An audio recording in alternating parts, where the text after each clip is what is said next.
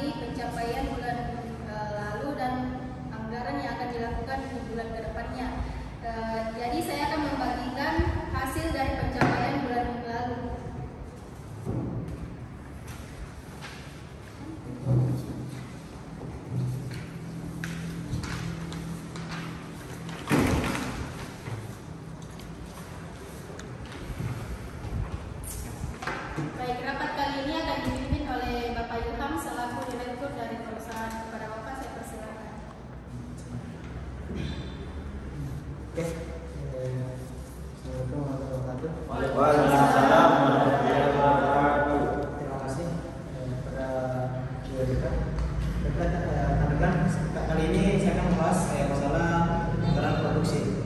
Nah, anggaran produksi itu ada anggaran yang menentukan jumlah suatu barang yang harus diproduksi oleh perusahaan. Nah, untuk menyusun anggaran produksi dibutuhkan berbagai data dan informasi. Nah, maka dari itu saya kumpulkan rekan-rekan di sini untuk rapat untuk menentukan anggaran produksi. Yang pertama itu yang kita butuhkan, data yang pertama itu dan informasi yang mengenai estimasi jumlah unit barang, estimasi jumlah unit barang jadi yang akan dijual pada periode mendatang. Terus yang kedua itu ada estimasi jumlah persediaan barang jadi pada akhir periode anggaran. Nah,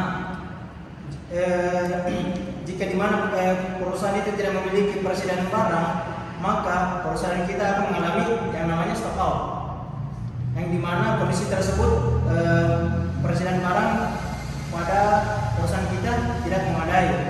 Nah, adapun kerugian yang dimaksud dengan stock out itu ada dua, entah itu perusahaan mengalami opportunity loss. Terus yang kedua itu pelanggan bisa beralih dari mengenai produk kita beralih ke produk lain. Nah, sebelum saya membahas lebih jauh lagi, saya akan mau ke bagian divisi marketing, tapi saya akan bertanya kepada supervisor terlebih dahulu. Oke, pada supervisor Pak Hussein, tolong memberikan data kepada saya mengenai masing-masing salesnya. Baik, terima kasih kepada pimpinan. Saya akan melaporkan tentang marketing sales saya di lapangan. Adapun pencapaian sales saya pada bulan ini alhamdulillah meningkat sangat signifikan. Pada bulan lalu sales saya mampu menjual 8.000 unit, sedangkan pada bulan ini sales saya menjual 12.000 unit. Itu adalah lonjakan 50% hasil penjualan dari sales saya, Pak. Mungkin itulah yang bisa saya paparkan, Pak. Terima kasih. Oke, terima kasih kepada Pak Hussein atas pemaparannya tadi. Untuk lebih detailnya lagi, saya akan bertanya ke masing-masing sales yang memegang area masing-masing. Oke, saya akan bertanya melalui awal wilayah Makassar. Bagaimana wilayah Makassar? Boleh dijelaskan kepada saya untuk wilayah Makassar siapa? Pak Isra, silakan. Baik Pak, terima kasih atas kesempatannya. Kalau di wilayah Makassar itu, kalau melihat kondisi yang ada produk kita, responnya itu positif. Hal ini terbukti dari bulan yang lalu hingga sekarang. Produk kita laku di pasaran, padahal kita sudah menambah produksi lebih banyak jumlahnya dari bulan yang lalu. Dan bersyukur karena penjualan kita naik. Sekian dari laporan saya. Terima kasih kepada Pak Isra yang memegang wilayah Makassar. Terus saya beralih ke wilayah bagian Maros. Coba jelaskan mengenai wilayah kondisi lapangan di sana. Baik, untuk wilayah Maros, siapa yang wilayah Maros? Oke, coba jelaskan. Baiklah, terima kasih atas kesempatannya. Hal yang sama juga yang terjadi di wilayah Maros, Pak. Penjualannya di wilayah Maros relatif stabil. Walaupun ada pesaing yang lebih dulu mengeluarkan produk, tetap produk kita juga bisa bersaing dengan produk yang ada, Pak. Terima kasih. Baik, terima kasih kepada Ibu Jum atas pemaparannya mengenai wilayah di area Maros. Nah, saat ini saya akan pindah ke wilayah yang terakhir, itu wilayah Takala. Kepada wilayah yang pegang wilayah Takala, siapa? Pak Andre. Oke Pak, coba jelaskan mengenai bagaimana kondisi di area Takala. Baik, terima kasih atas kesempatannya. Kalau di wilayah saya Pak, tidak jauh berbeda dari yang dua tadi. Tapi cuma ada satu kendala, di mana di area saya itu untuk bagian pengantar agak sulit dijangkau. Tapi sudah temukan solusinya, yang dimana jika pengantaran sulit, maka saya akan langsung terjun ke lapangan Pak. Terima kasih. Oke, terima kasih untuk Pak Andre. Mungkin itu yang termasuk ide selama marketing. Terima kasih banyak. Nah, dari pemaparan masing-masing wilayah tadi, di sini saya akan membuat anggaran produksi periode lebih dari 1 bulan. Nah, sebelum itu, ini mau minta pendapat dari Bapak mengenai produksi lebih dari 1 bulan. Ada yang bisa beri saya pendapat? Pak, di sini saya akan memberi pendapat mengenai pelanggaran produksi untuk periode lebih dari 1 bulan. Jika perusahaan ingin menyusun anggaran produksi yang mencakup periode waktu lebih dari 1 bulan, Pak, kita harus memperhatikan 2 hal. Yang pertama itu, persediaan akhir barang jadi di 1 bulan akan menjadi persediaan awal di bulan berikutnya. Yang contohnya itu persediaan akhir di bulan November akan menjadi persediaan awal di bulan Desember. Yang kedua, persediaan akhir barang jadi di bulan terakhir dalam 1 periode akan menjadi persediaan akhir barang jadi anggaran. Untuk anggaran produksi periode tersebut, misalnya kita buat anggaran itu lebih dari 1 bulan, yaitu 3 bulan untuk di bulan Juli, Agustus, dan September. Maka persediaan akhir bulan September akan menjadi persediaan akhir barang jadi untuk 3 bulan, yaitu Juli, Agustus, dan September. Mungkin sekian itu Pak dari saya. Terima kasih. Baik, terima kasih pada Bu Reski mengenai tanggapannya. Apa ada lagi tanggapan dari rekan-rekan sekalian? Pak, menurut saya Pak, sebaliknya persediaan awal di bulan pertama bulan Oktober dalam anggaran produksi akan menjadi persediaan awal untuk anggaran produksi 3 bulan, Oktober, November, dan Desember. Menurut saya itu Pak. Ya, terima kasih kepada Pak Hussein sebagai supervisor kepala sales. Nah, kalau kita dengar dari pemaparan masing-masing marketing dan tanggapan masing-masing rekan, sangatlah cocok tindakan kita di bulan ini untuk menambah jumlah produksi barang untuk periode mendatang. Nah, kali ini saya akan masuk di bagian untuk kepala produksi. Nah, untuk bagaimana kepala produksi itu menjelaskan persediaan barang awal dan barang akhir di bulan Oktober sampai November. Terima kasih. Siapa sini kepala produksi? Oke, baik, saya Pak. Jadi persediaan barang awal dari bulan Oktober November ada peningkatan, di mana pada bulan Oktober persediaan barang awal jumlahnya 4.800 unit, sedangkan di bulan November itu ada sekitar 5.600 unit. Nah, jumlah barang yang dibutuhkan di bulan Oktober itu ada sekitar 13.600 unit, sedangkan di bulan November ada 18.400 unit. Kemudian kita mempunyai persediaan barang akhir di bulan Oktober itu ada 5.600 unit. Kemudian di bulan November ada 6.400 unit, Pak. Baik, terima kasih kepada Pak Iqbal sebagai kepala produksi atas pemaparannya mengenai persediaan barang awal dari bulan Oktober sampai November. Oke, kalau begitu saya minta kepada Ibu Emma Utami sebagai bagian keuangan untuk menjelaskan secara terperinci terkait yang dijelaskan oleh Pak Iqbal sebagai kepala produksi dan menghitung jumlah produksi untuk bulan depan. Oke, Bu Emma, bisa dijelaskan? Baik, terima kasih atas kesempatannya Pak. Saya akan menjelaskan anggaran produksi pada periode Oktober sampai Desember tahun 2020. Nah, untuk menghitung anggaran produksi pada bulan Oktober, telah kita ketahui bahwa penjualan itu sebesar 8.000 unit, persediaan barang akhir sebesar 5.600, dan untuk menghitung jumlah barang yang dibutuhkan, maka kita akan menjumlah antara penjualan dengan persediaan barang akhir sebesar 13.600 unit.